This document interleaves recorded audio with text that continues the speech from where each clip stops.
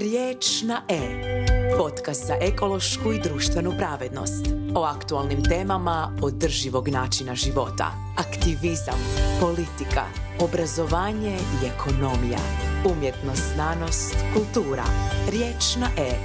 Podcast zaklade Friedrich Ebert za ekološku i društvenu pravednost. Dobar dan i dobrodošli u novu epizodu podcasta Riječ na E zaklade Friedrich Ebert sa Tihana Veljačić. Moja današnja gošća je Martina Nemčić koja nam dolazi iz sfere digitalnog. Ona se bavi razvojem održivih digitalnih sustava, ali isto tako je uključena i u rad jedne energetske zadruge. O kojoj se točno radi čućemo od nje same. Dobar dan i dobrodošla. Martina, jako mi je veliko zadovoljstvo da si danas moja gošća. Puno hvala Tihana na pozivu i naravno na cijeloj zakladi Friedrich Ebert. Reci mi, molim te, gdje si uključena svojim radom, na koji način si uključena u rad zadruga, ali isto tako kako si uključena u razvoj održivih sustava i što to u stvari znači. Rekli su da se nećemo baviti održivim digitalnim sustavima, već ćemo to malo pojednostaviti, pa evo, reci molim, to čemu se zapravo tu radi? Da, pa puno ti hvala na uvodu. Ja sam zapravo jedna propala novinarka koja je završila prije puno godina novinarstvo i nikad se time nije bavila, nego sam brzo nekako napravila tranziciju u komunikaciji i digitalni marketing i stoga sam napravila tranziciju u teh kad sam neko vrijeme živjela izvan Hrvatske. Nisam zapravo mislila da ću se ikad naći u teh industriji, da ću biti dio teh zajednice, ali to se nekako dogodilo i zahvaljujući tome evo danas zapravo imam priliku i sreću u životu da sam se spojila sa jako dobrim ljudima sa kojima sam prije 1.5 godina pokrenula digitalnu agenciju Creek and Pine koja se bavi razvojem održivih web stranica i aplikacija. U međuvremenu se dogodilo jako puno toga jer jednom kad krene taj val teško da se zaustavlja. Kad smo krenuli zapravo sa svim tim i sa energetskom učinkovitošću web stranica, energetika je neko polje u kojem zapravo nema baš puno ljudi, tako da mi se pružila prilika i za neke druge stvari i u međuvremenu sam postala i voditeljica projekata u energetskoj zadruzi Klik u Križevcima, gdje provodimo projekte građanske energije, energetskih zajednica, energetske obnove, tako da evo, od jedne novinarke do osobe koja se bavi različitim vidovima energetike, ali ja bih više rekla da je to što god radiš u životu, gdje god se vidiš, gdje god ti je nekakva strast, tražiš načina, ako te to zanima, ako si takva osoba, kako biti što bolji, kako biti što održiviji, pogotovo ako imaš takve nekakve vrijednosti.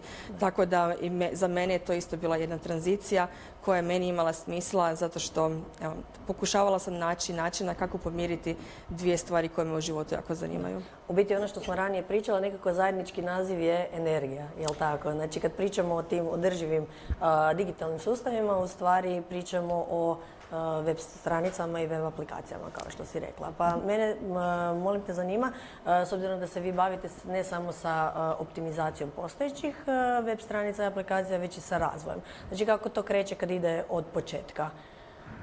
Pa zapravo digitalna održivost je odgovorno i ekološki osviješteno korištenje modernih tehnologija i digitalnih tehnologija kako bi se smanjio njihov utjecaj na okoliš. Mi jako malo razmišljamo o tome, ne samo u Hrvatskoj nego i u svijetu, o tome koliko internet zapravo zagađuje. Svi smo na internetu, svi ga koristimo, o tome svakodnevno, uopće o tome ne razmišljamo i dobro, ne bismo niti trebali toliko razmišljati jer imamo i svi jako puno drugih briga. Tako da to je jedna od stvari kojima se mi bavimo kao agencija. Pokušavamo zapravo smanjiti to zagađenje, smanjiti tu potrošnju energije u samom startu. Što znači da ne stavljamo odgovornost tih emisija, tog zagađenja na krajnjeg korisnika, nego na nas kao na agenciju koja mora razmišljati o tome na koji način dizajnira i gradi web stranice i aplikacije danas. Jer nije isto jeste li izgradili stranicu koja po učitavanju proizvodi 0,2 grama CO2 ili 11 grama CO2. A što zapravo to uopće znači, jedan korak nazad samo da idem, kako se mjere digitalne emisije? Zapravo kroz potrošnju energije. Mi možemo danas kroz različite kalkulatore vidjeti koliko je neka web stranica učinkovita i koliko ona zapravo na kraju dana proizvodi CO2, s obzirom na to koliko ima recimo posjetitelja u danu ili u godini dana. Isto kao što kupujete bijelu tehniku, frižider, nećete ići kupiti frižider koji je na energetskom razredu F, ne, zato što znate da je energetski neučinkovit, vjerojatno je manje kvalitetan, troši više struje, to niko ne želi, može se i prije pokvariti. Njegov životni vijek će vjerojatno biti kraći. Svi žele kupiti televizor koji je A+, AA++, ne znam ni sama. Isto tako se i web stranice također smještaju na skalu digitalne održivosti s obzirom na to koliko energije one troše. Sad, kad vi recimo, pa evo, zaklada Friedrich Ebert ima svoju web stranicu, mi možemo unijeti tu web stranicu i analizirati ju kroz različite kalkulatore da vidimo koliko zapravo ona energije troši prilikom učitavanja i onda se ona smješta negdje na skalu te digitalne učinkovitosti i mi vidimo je li ona A+, ili je možda u F. Da. Radili ste istraživanje, tome ćemo se nešto malo kasnije vratiti, međutim ono što čini nekakav ugljični otisak nekakve stranice recimo, to je ne samo energija, znači koliko je potrebno da dođe sa servera, ali tako podatak do krajnjih potrošača, već isto tako i gdje su ti podaci smješteni, dakle da li su na prljavim serverima ili na zelenim serverima, što to u stvari znači? Zapravo, kad pričamo o digitalnoj učinkovitosti i o zagađenju internet stranica, to zagađenje se događa na više točaka. Prvo, kod proizvodnje samog softvera, kod proizvodnje web stranice. Mi recimo isto kad dizajniramo neku web stranicu, razmišljamo s kakvim alatima ju dizajniramo. Nije isto, sad možda gledateljima i slušateljima će biti svejedno, ali nije isto dizajniramo li tu web stranicu u Figmi ili u Sketchu. To sad ako ovo sluša ili gleda neki dizajner, on to razumije. Nije isto je li ta aplikacija u kojoj mi to dizajniramo na internetu ili na vašem lokalno smještena na vašem računalu, koliko ona energije troši. Isto tako, nije isto kakve uređaje koristite za taj razvoj. Tako da, evo, recimo, proizvodnja softvera, dizajn softvera je jedna točka zagađenja, zapravo potrošnje energije. Druga, naravno, serveri. Mi o data centrima ne razmišljamo uopće.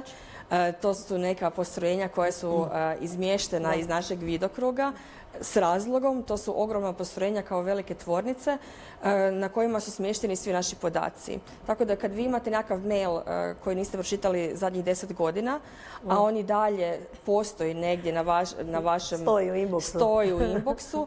On ne stoji samo u inboxu. On zapravo zauzima fizičko mjesto na nekom serveru.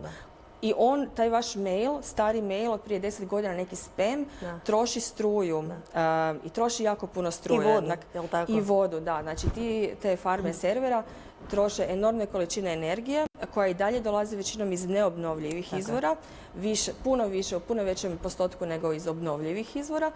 I s druge strane, da, oslobađa se ogromna količina vrućine, zapravo velika temperatura i zbog toga se te farme servera moraju hladiti. Što opet iziskuje velike količine vode. Što je, naravno, velika količina vode i evo, recimo, bilo mi jako zanimljivo, bili smo u 9. mjesecu na Geek Gathering konferenciji u Osijeku koju organizira digitalna agencija Baraž, koja isto tako ima i svoje data centre u Švedskoj i tamo zapošljavaju i ljude koji održavaju te data centre. Znači, to je tolika količina energije koja je potrebna i toliko trebate te data centre hladiti da se jednoj firmi iz Osijeka puno više isplati otvoriti data centar u Švedskoj gdje je hladnije nego u Hrvatskoj gdje je radna snaga puno jeftinija. Tako da mi o tome često ne razmišljamo, ali evo u nekim zemljama a to dosta izučavamo i nekako kroz klik, jer želimo povezati sve te stvari. U nekim zemljama, recimo u Nizozemskoj, se oko tih data centara ili velikih tih servera grade farme tulipana, koji cvijeća, kojim treba grijati preko zime. Neke zemlje na farmama servera grade saune, velike bazene i slično. Tako da to je zapravo dosta veliki problem o kojem mi ne razmišljamo i dosta smo to izmjestili negdje drugdje. I ono što je još samo zanimljivo, mislim nije uopće zanimljivo nego je tragično, zapravo se grade jako često i u nekakvim zajednicama koje su siromašne i kojima takvi veliki data centri koji većinom služe ničemu, mislim ne ničemu, nego tome našoj dokolici, uzimaju resurse iz najsiromašnijih zajednica. Tako je, i drastično narušava u stvari kvalitetu života koja je onako dosta Tako je, da. Tako da ti serveri, znači ti data centri su druga točka zagađenja, odnosno potrošnje energije. Treća točka zagađenja je zapravo prijenos podataka od data centra do vašeg uređaja. Nije isto da li vi dobivate podatke iz data centra koji je u Indiji ili data centra koji je u Italiji. Jer naravno mora preći puno dalji put ako je u Indiji. Tako da taj prijenos podataka troši jako puno energije i mi recimo uvijek gledamo da koristimo najbliži mogući server kad nekom ko je došao na stranicu koju smo napravili, učitavamo zapravo tu stranicu na njegovom uređaju. I četvrta točka potrošnje energije je zapravo na kraju dana na laptopu, na mobitelu i tako. Nije isto ako je web stranica teška, ako nije dobro optimizirana, nije ista potrošnja energije na vašem uređaju. Pa vi sami vidite kad otvoriš neku aplikaciju ili neku web stranicu, kad surfaš, koliko brzo ti se isprazni baterija. Ako je web stranica ili ako je aplikacija učinkovitija, ona će puno biti bolja, blaža prema našim baterijama na našim mobitelima, jer to učitavanje zapravo troši jako puno energije. Da, to su stvari o kojima ne razmišljamo, ali u stvari vi jeste razmišljali o tome i zbog toga ste napravili dva zanimljiva istraživanja. Jedno istraživanje se odnosi na učinkovitost web stranica, odnosno svih web stranica koje se nalaze u vlasništvu 150 najvećih firma. Znači kad pričamo o najvećim, mi smo po profitu, najprofitabilnijih u stvari. Testirali ste njihovih, 260 stranica. I drugo istraživanje koje može još interesantnije možda široj populaciji jest istraživanje koje se odnosi na učinkovitost web stranica, odnosno portala koje mi svakodnevno posjećujemo, opet ne razmišljamo o tome koliko su one održive ili nisu. Pa evo recimo kakva je situacija kod kompanija? Koje su najučinkovitije i koje su najneučinkovitije? Ako to krenem, svi ćemo prozivati, ali dobro, znamo da je jedan Telekom je recimo najneučinkovitiji koliko sam prema vašim podacima vidjela. Pa to ti jako puno ovisi. Nije uopće stvar u tome, neka stranica može biti ok, ne super neučinkovita, imati nekakve srednje rezultate, ali ako ima jako veliki broj posjetitelja, to je kumulativno ogromno zagađenje.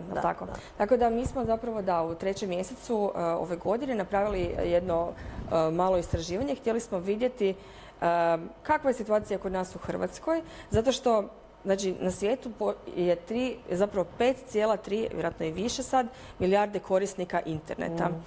Imamo gotovo 2 milijarde web stranica. Samo web stranica, tu ne pričam sad o aplikacijama uopće. Znači, jako veliki broj web stranica i svaki dan 250.000 novih, najmanje, možda i više. To teško je sad ovako procijeniti.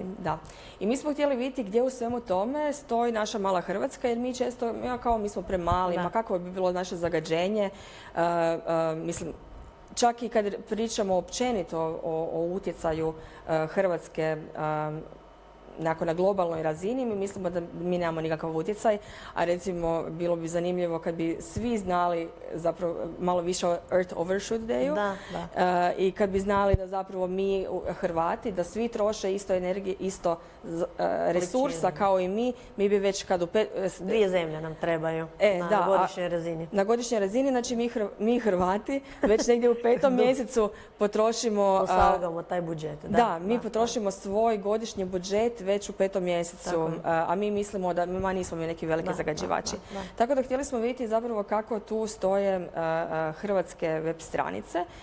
Ali nismo htjeli ići od ovih koji samo naprave nešto što im tek toliko da imaju nekakvu prisutnost na internetu, nego smo htjeli vidjeti kako stoje web stranice najbogatijih, najvećih, najprofitabilnijih hrvatskih kompanija koje zapravo ulažu najviše resursa u svoju digitalnu prisutnost i za koje rade najbolje hrvatske agencije.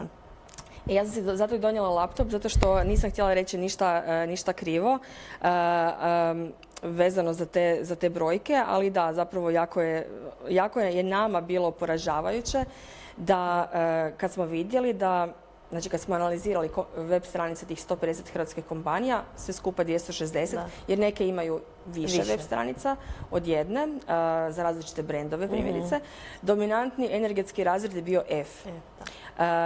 Tih 260 web stranica godišnje emitira 820 tona CO2. To su značajne brojke. Prosječna emisija CO2 jedne stranice, znači po učitavanju, 1,55 grama. Da bi web stranica bila učinkovita, to mora biti manje od 0,2. Tako. Ko vaša, recimo? Ko naša, recimo. Ali svi misle, vaša web stranica je mala, ova je velika, pa naravno da troši više. Zapravo nije uopće stvar u tome. Bitno je samo na koji način je ona optimizirana, kakve prakse se tu koriste i u dizajnu i u developmentu. Stranica može biti i dalje jako bogata sadržajem, jako lijepa, spektakularna, a i dalje energetski učinkovita. Jer mi, evo i u ovom istraživanju smo našli hrpetinu stranica koje imaju par fotki, većinom nekakav tekst, a jedna ima čak i 14 grama CO2 proizvodi po učitavanju. Tako da to zaista nema veze sa time koliko ima sadržaja, kakav je taj sadržaj, nego na koji način je ona dizajnirana, kakvi elementi se koriste, kakve odluke se donose prilikom dizajna i razvoja i kako je ona na kraju dana izgrađena. Od početka. Na početku, da. I htjela sam još pitati, u stvari to je jedan segment, drugi segment je opet onaj, znači da li je smještena na prljavom ili na zelenom serveru. Koliko sam primijetila, tamo nekakvih čak 60% je na prljavim serverima. Prljavim znači da su dobivaju energiju iz neobnovljivih izvora, iz fosilnih goriva. Tako je. Znači od tih 260 stranica, 62% je smješteno na serverima koji su upogonjeni neobnovljivim izvorima energije, samo 37% na obnovljivima. Ali tu je, mislim, super je stvar ta što jako puno, recimo, hrvatskih kompanija ima svoje servere. I jako puno njih zapravo puno radi na optimizaciji tih servera, puno njih je se prebacilo na solare. Znači solari upogonjuju njihove servere. Što je sjajno. Što je sjajno. Recimo Podravka je jedan svijetli primjer toga. Tako da, ima jako tu puno pomaka i recimo već od 3. mjeseca kad smo prvi put izbacili van to istraživanje, do danas kad odemo na neke stranice sa nekim klijentima, nekih klijenata s kojima smo u međuvremenu razgovarali, oni su već napravili neke pozitivne pomake i ako ništa drugo nisu napravili, ništa nisu optimizirali, neki su i prebacili svoje stranice na obnovljive izvore energije. Što je možda u stvari jako dobro, pogotovo za proizvodne nekakve kompanije gdje imaju sad, znači da ne ulazimo sad u tu temu, ali u proizvodnim procesima uvijek postoji mjesta za poboljšanje i to su najčešće nekakve velike investicije su trebaju napraviti, pa je možda ovo nekakav isto dobar način da onako relativno bezbolno, pod navodnicima, se mogu napraviti nekakvi pozitivni pomaci u održivosti, odnosno kao održivom poslovanju. Moje pitanje je, znamo da mi smo uvijek oni koji su više za spriječiti nego liječiti, tako da je u tom kontekstu bi bila nekakva optimizacija, jel tako, na koji način način funkcioniraju te stranice u odnosu na recimo offsetiranje carbon offseta, za što se neke tvrtke odlučuju pa kao onda nađu nekakvu tu sredinu gdje će proizvoditi tu emisiju određenu CO2, ali će posaditi ne znam toliko i toliko stabala i onda kompenzirati to svoj učinak. To naravno da nije dobar način iz puno nekakvih aspekata. Jedan od toga je, jel tako, što se, osim što nije održivo, isto tako se i loše odražava na funkcioniranje same stranice i na prezentaciji. Tako je. Pa da. Mislim, evo, baš jedan primjer razlike između Hrvatske i zapadnih zemalja. Imali smo sastanak sa jednom velikom organizacijom, sa njihovim uredom, to je sa sjedištem u Londonu. I sve što smo ispričali je bilo super. I ja sam u nekom trenutku napravila krucijalnu pogrešku i spomenula sam carbon offsetting, znači kompenzaciju, to jest neutralizaciju ugljika. Ali u negativnom kontekstu, u smislu mi to ne preporučamo, mi se za to ne zalažemo. Znači, voditelj tog sastanka, kad je samo čuo tu riječ, njemu se kosa digla na glavi, on praktički nije htio više s nama dalje razgovarati. Ja sad kasnije pitam voditeljicu Hrvatskog ureda u čemu je bio problem. Da, kao to je riječ koja se kod nas ne spominje. Dobro da znamo za sljedeći To je bilo meni jako, to je velika konzultantska kompanija koja je zapravo, to je organizacija koja konzultira najveće kompanije na svijetu. Tako da, kogod danas priča o kompenzaciji ugljika, neka stane s tim, zato što to nije rješenje i to nisu stvari. Mislim, super je zasaditi stablo. Naravno. Predivno. Naravno. Ali vi ne možete nikad, ne možete zasaditi toliko stabala. Zasaditi toliko stabala koliko mi trošimo. Točno. I ne samo to, nego vi ste ta stabla trebali zasaditi prije 30 godina, a ne danas. Tako. Svako stablo na godišnjoj razini može kompenzirati 22 grama CO2, što znači da, evo recimo, ako se sad, bila si spomenula ovo drugo istraživanje koje smo radili. Za web stranice? Da, za najposjećenije web stranice u Hrvatskoj. Jer recimo ovih 150 ne mora biti najposjećenije. Znači one same po sebi proizvode 820 tona CO2.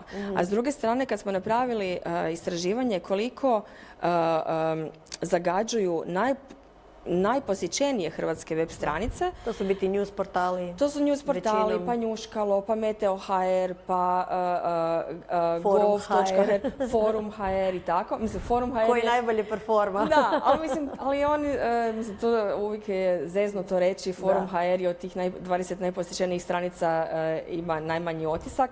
Da, zato što je zapravo taj tekst, tu i tam neka sličica, neki gif i reklame. I zapravo jako zastario dizajn, tako da ne bi se njega trebalo uzimati kao nekakav dobar primjer optimizirane web stranice, ali recimo ima tu drugih web stranica to jest portala, primjerice, koji jako puno ulažu u svoju optimizaciju prema korisnicima, ali zapravo očito i ne razmišljaju baš previše o tome kakav je njihov performans. Jer evo isto, dominantni energetski razred F. Što to znači? Znači, stranica je jako loše napravljena. Ona,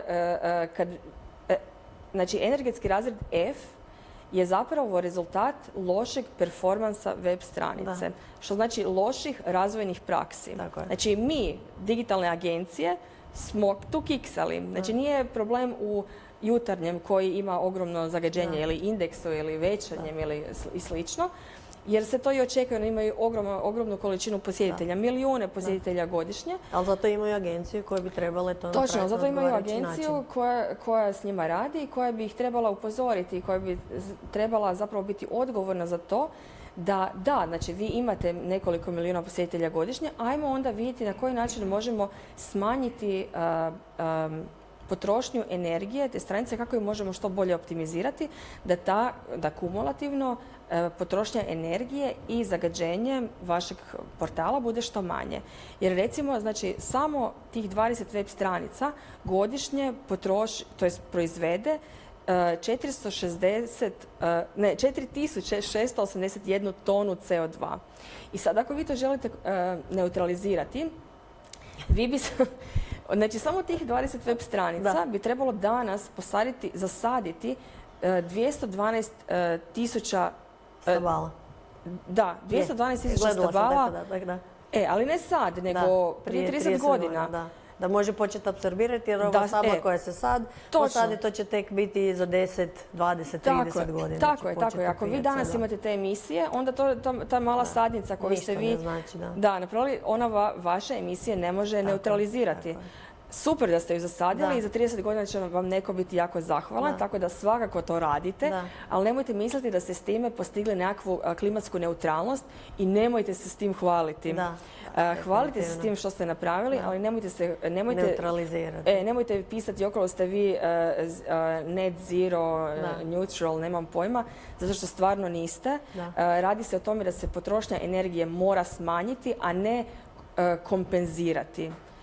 Sad, i mi smo malo smo gledali i što je uopće moguće napraviti po tom pitanju, to jest koliko uopće stabala, ako stvarno se ništa ne promijeni i ako će te kompanije i dalje misliti mi smo nešto napravili ako sadimo stabla, a znamo recimo da smo se i mi kao kontinent obvezali da ćemo smanjiti emisije stakleničkih plinova do 2030. za 50%, a do 2050. da ćemo biti klimatski neutralan kontinent. Da li smo mi na tom, gdje smo mi sad na tom putu? I evo, kad smo mi izračunali samo za tih 20 web stranica, ako one žele nastaviti rasti po trenutnim projekcijama, do 2030. one moraju umjesto 212.000 stabala zasaditi 2,5 milijuna stabala. To je 60.000 kvadratnih metara guste šume. Guste neke borove šume, zapravo veličina Varaždina. I sad evo, da li su firme na to spremne? U stvari, ono što je nekakav zaključak, u stvari je da je bolje optimizirati i spriječiti te emisije nego kompenzirati na neučinkovit način koji u stvari ništa ne postiže. Tako je. Mislim, ulaganje u obnovljive izvore energije je apsolutno dobrodošlo, ali to nije način... Izgovor da se nastavi sa ovim trendom potrošnje. Tako je. Mi svi moramo vidjeti u svemu što radimo svoju odgovornost i tražiti, barem ja tako smatram, i tražiti načine kako da smanjimo potrošnju resursa, umjesto da tražimo načine kako da zakrpamo, nalijepimo nekakav flaster i kažemo mi smo sad napravili dovoljno, ajmo dalje nastaviti kao i do sada, ajmo rasti po ne znam kakvim našim ciljevima. To zapravo nije moguće. Mi moramo se držati planetarnih granica i to je jedini način na koji mi možemo ne samo poslovati, nego i opstati kao civilizacija. Tako je. Da, vječito se spominje taj vječni rast, ali u principu je nemoguć na planetu koji ima granice. Dakle, ne možeš rasti. Točno to. Do zauvijek jednostavno jer si fizički limitiran. Tako je. I još možda imam još dva pitanja. Jedno je vezano naravno uz AI i uz ono što je sad nekakva, ajmo reći, hit tema. Svi pričaju o tome, ali u principu priča se više o tome na koji način nam olakšava život, a ne u principu koliko se troši energije. Prema nekim podacima koje sam čitala za ChatGPT, ima mnogo tih servisa, međutim mislim da je ovaj nekako najpoznatiji. U stvari sam pročitala da osim što koristi ogromne količine energije, da je užasno žedan, pod navodnicima, odnosno da koristi jako velike količine vode, upravo zbog toga jer se ti sustavi moraju hladiti i da to u stvari sa svakom novom verzijom aplikacije da postaje sve žedniji, što znači da je prije si mogao napraviti za, 1 litru si mogao nekakvi dobiti, 10 odgovora, a sad nakon jednog maila, u principu kad se napiše jedan mail, iskoristi upravo tu količinu. I ono što sam u stvari nekako pričala sam sa ChatGPT-em i pitala sam ga, davao mi te nekakve podatke, onda sam ga pitala koliko bi jedna osoba mogla popiti vode za tu količinu vode koja je potrebna za njegovo hlađenje na godišnjoj razini. Rekao da bi osoba da pije tu vodu svaki dan mogla živjeti 550 godina, odnosno trebalo bi živjeti 550 godina da potroši tu količinu vode koja je potrebna njemu za 1 godinu. To su baš ogromne količine. Ludo, da, baš hvala što si to podijelila.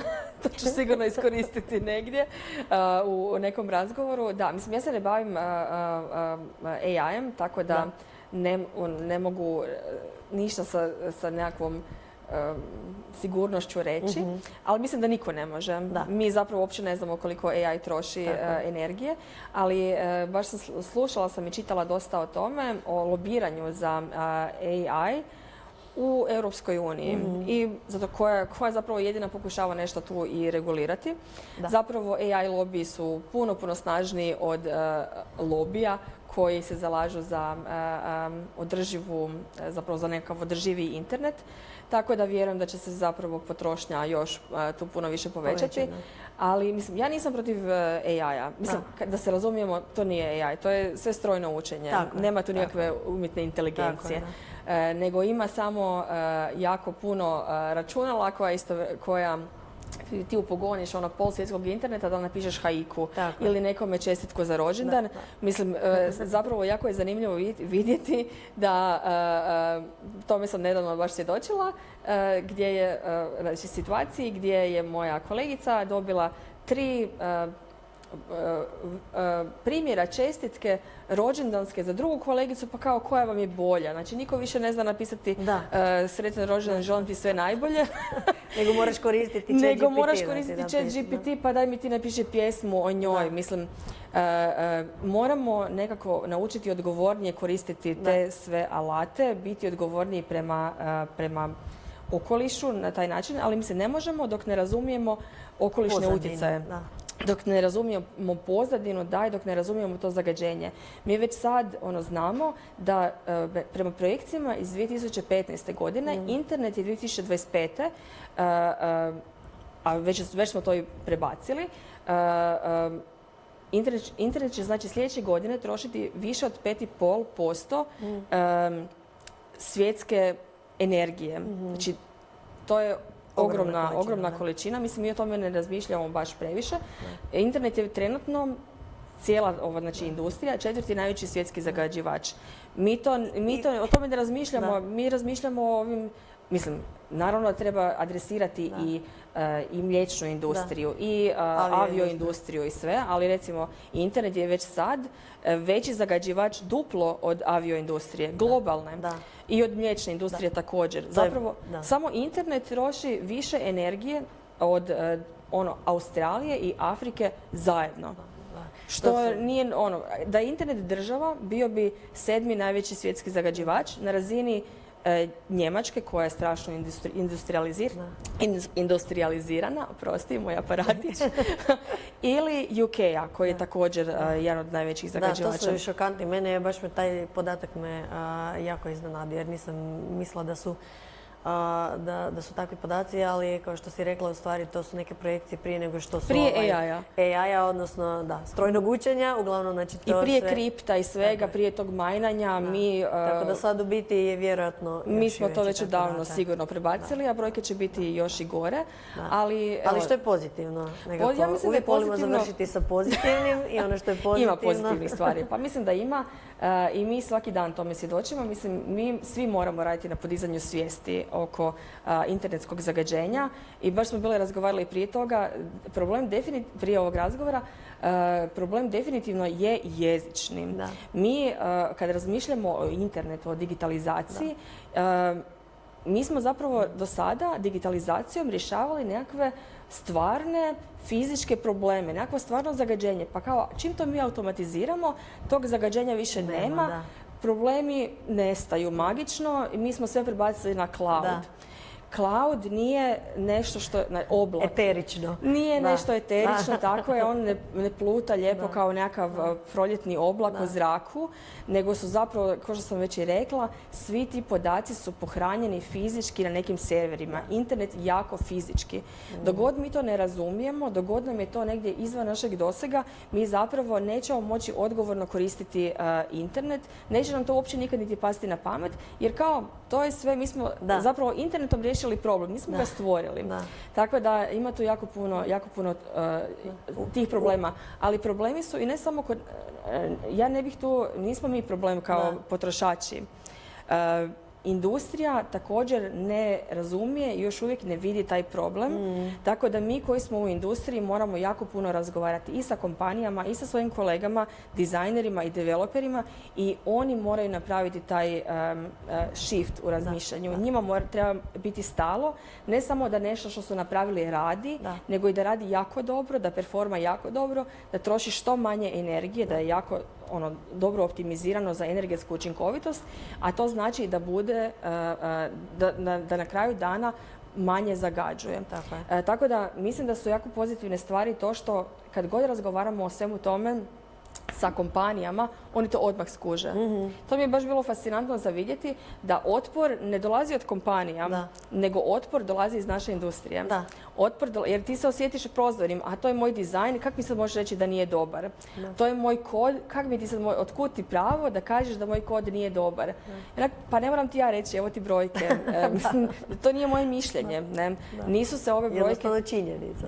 To su činjenice. Evo, pa taj energetski razred F samo znači, koji smo mi dobili na 65% web stranica testiranih u Hrvatskoj, samo znači da ti nisi to dobro izdevelopao, ti to nisi dobro razvio. I to je to. Da kod može biti učinkovitiji. Da, tako da mi svi moramo puno raditi na sebi, odbaciti koliko je god moguće ego, slušati ljude iz industrije, jer mi u Hrvatskoj to tek učimo, ali još jedna jako pozitivna stvar je, naša zajednica, Crickempine je prva agencija u Hrvatskoj koja se bavi razvojem održivih web stranica, ali nije prva u svijetu i nije prva u Europi.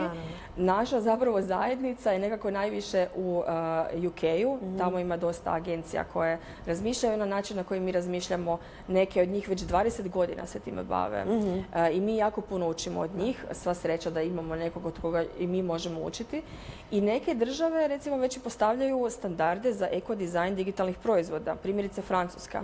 Francuska je na razini države praktički donijela standarde za ekodizajn. I sad svi dizajneri tamo, bez obzira da li ti misliš jesu li klimatske promjene stvarne ili su hoax, ti moraš po tim nekakvim standardima raditi. Ili recimo Singapur je to također napravio, ali da se samo zadržimo na razini Europe i Europske unije. Recimo Njemačka, u Njemačkoj se jako puno priča o digitalnoj odgovornosti, ali oni nisu toliko fokusirani na okolišne utjecaje, nego više na, rekla bih, data security, na privacy, na taj dio, što je isto sjajno, jer je to također jedna jako velika stavka u toj cijeloj digitalnoj odgovornosti. Digitalna održivost je zapravo jedan dio veće priče o digitalnoj odgovornosti. Tako da države to već rade, regulative će se sigurno donijeti, jer se donose za apsolutno sve, pa će se donijeti i za to.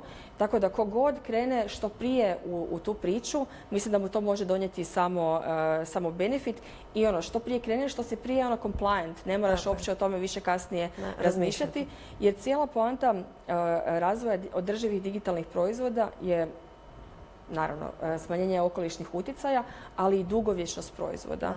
Mi želimo, zapravo sve agencije, sve kompanije koje se bave razvojem održivih digitalnih rješenja, žele da ti proizvodi što duže postoje, da vi ne morate stalno svake godine redizajnirati, nego da imate neki dizajn koji je trajan, koji je dobar, koji ima stranica koja ima iznimno korisničko iskustvo, koja je lijepo testirana, koja stvarno pomaže svojim posjetiteljima